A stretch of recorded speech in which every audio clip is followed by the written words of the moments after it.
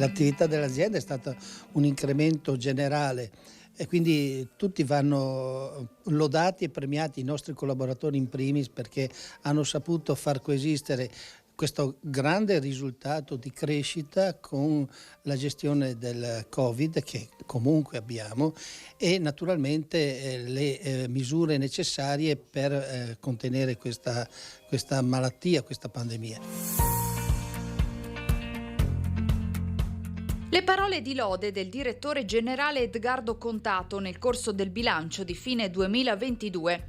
Il punto sulla gestione del budget di 1 miliardo e 400 milioni con 5 ospedali pubblici e 4 privati accreditati, un bacino di utenza di oltre 600.000 residenti con 4 distretti, 195 farmacie e 31 strutture per anziani e un incremento dell'assistenza domiciliare, solo per citare la grande mole di lavoro che sta dietro la struttura ospedaliera. In questi anni ha avuto uno sviluppo continuo ed è questo a nostro avviso la strada da percorrere.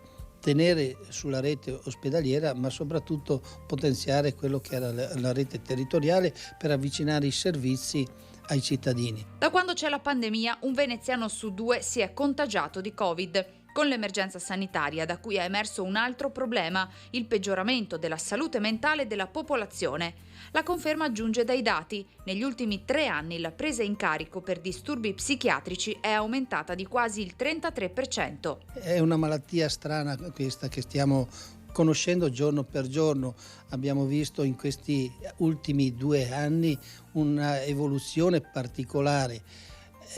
Noi l'abbiamo combattuta con le armi che abbiamo avuto a disposizione, dai primi tamponi ai vaccini, al continuare a tamponare e a vaccinare anche quest'anno nonostante il modificarsi della malattia. 2022 annata soddisfacente con tutti i settori produttivi in crescita. L'obiettivo resta quello di garantire i cambiamenti dei profili dei bisogni legati anche a nuovi investimenti sulla strada tracciata dal PNRR, con ad esempio il progetto Cataratta. In quest'area ci sono delle difficoltà e ci sono delle liste d'attesa.